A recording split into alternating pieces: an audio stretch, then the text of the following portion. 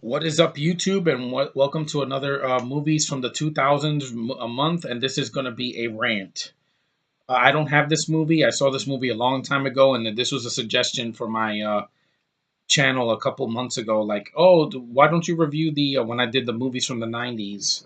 I believe last month they told me, oh, why don't you review the prequel of the Flintstones movie? Yeah, that's what I'm going to review right now. The Flintstones in Viva Rock Vegas. Yeah. This was unnecessary. First of all, why did they have to do a prequel to the 1994 film? They should have just done a sequel with the same cast, or even if it was a different cast, just continue the story. Don't go back in time and tell us that, things that we didn't care about from the beginning. You know how Fred and Wilma met, and how Betty and Barney met, and how the freaking they found Dino. He was an egg. I mean, there's some good effects in the movie, but it doesn't save it. Gazoo's in the movie because he was in the cartoon, played by Alan Cumming. Yeah, with a thick British accent. It's just this movie's a mess. Like, I don't know what to say after, I've seen this movie so many times on TV. It's an awfully written, horribly acted, really bad prequel that no one asked for. I mean, Mark Addy as Fred Flintstone, he does not hold a candle to John Goodman. At least John Goodman tried. And I bought him as Fred. I thought he was more Fred than freaking Mark Addy with his fake American accent going, Bon! I'm like, no, that is not my Fred Flintstone. Stephen Baldwin, he has a good laugh. I would say his laugh is definitely better. He sounds more like Barney than Rick Moranis. I'll give him that because I'm not a fan of that actor. This is one of the only things he's done that he was tolerable in. Jane Krakowski, she's a good Betty. I think she's much better than Rosie O'Donnell, even though I don't hate Rosie O'Donnell. She was probably the best actor in the film of all the new people playing the characters.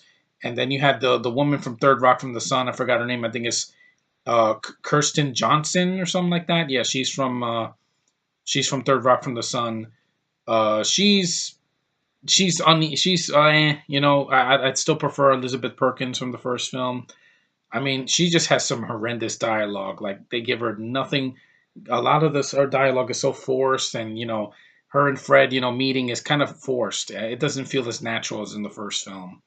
And there was no Pebbles, no Bam Bam because they're not married, and there's just a lot of situations. There's even adult jokes more in this one that don't work. Like, Gazoo sees he wants to know about their mating rituals, and then he sees Fred and Barney on top of each other. It says, "Oh, get to it." I'm like, "Yeah, a gay joke in a kids movie." Yeah, great, good one, writers. Like, we don't have enough of those now. You have other actors like Thomas Gibson's in the movie playing the villain, and I think he's wasted compared to Kyle MacLachlan in the first film. You got Joan Collins. She's there to freaking. She plays Wilma's mother, and she's just there. She didn't. It's a paycheck film for her. I prefer Elizabeth Taylor because she was such a legend, and I miss her. Um, the puppetry is okay, but I think the film just lost me. Like, when Mark Addy, I'm not gonna call him Fred because I can't call him that. When him and Stephen Baldwin are like dressing up as showgirls, as stupid, and then he sings at the end, it's like, "This is love," and I'm like, oh god, this movie is so painful. It's such a horrendous mess. Like, when I saw the 1994 film, it touched me, because I saw it when I was 9, so I was very young, and I had a good experience in the theater. I laughed, and it reminded me of the cartoon. This is nothing like the cartoon. It doesn't feel cartoonish. It just feels lazy. The writing's awful. The direction is flat. The jokes don't work. I mean, a gay joke, really? And the romance feels pretty forced. I mean, the dialogue is horrendous. They have to make fun of Mick Jagger, so they have Mick Jagged, and I'm like, that doesn't work. It's just Alan Cumming playing two roles, and it's not funny. The film, just it's very forgettable. That's the key word of this whole prequel thing. It's forgettable. Not every movie needs to have a backstory of why how people met. It's just not interesting. So a lot of prequels have failed to do that. This and the Thing prequel and the Texas Chainsaw Massacre prequel and the remake of Halloween. The beginning of that is a prequel, which we didn't need to know how Michael Myers became Michael Myers. We didn't need to see, oh, he's in a shitty existence. No, explaining too much ruins the mystique of a character. Granted, I didn't hate the Star Wars prequels. Obviously, I have a poster of Darth Maul. I don't hate that because it had to show how Anakin became, from a kid into Darth Vader. That was fine, but when you have to explain how these characters met, it kind of defeats the purpose of the cartoon and all of the other animated movies, which are far superior. If you want to see a good Flintstones movie or at least a decent one, just see the 1994 film. It's a lot better than this, and it's just it's a better looking film. This is just lazy cash grab that failed at the box office, and I'm so glad because it was crappy, and I could not sit through it. Again, as an adult, it's just horrendous. It's really bad. It's a movie that no one asked for. I was fine with one Flintstones movie. We didn't need another one. 6 years later, with a new cast, it felt like a reboot that was unnecessary.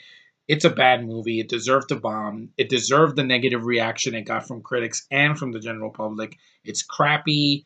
It's just, it's a movie that I wish had never existed. I was fine with the 1994 film. If they had made a sequel to that and not some dumbass prequel, even when I saw the trailers to this in the year 2000, I was like so underwhelmed. I'm like, why?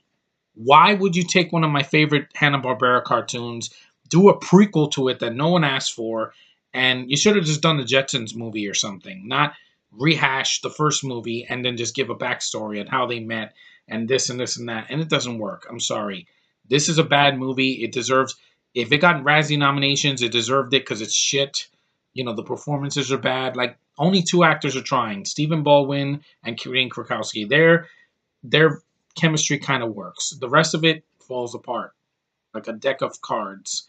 And there's a reason this movie doesn't get talked about as one of the best or the worst adaptations of a cartoon. It should. It should be one of the worst because it's definitely a film that should be burned in the fire along with Garfield and Inspector Gadget and a bunch of other bad adaptations of kids cartoons that were awesome in back in the day. But anyway, that's my rant on the Flintstones Viva Rock Vegas. It's a crappy prequel that no one asked for. Like I said before, don't give us a backstory that we didn't ask for. It just ruins what we don't want to know. We want, sometimes a mystery should be kept a mystery.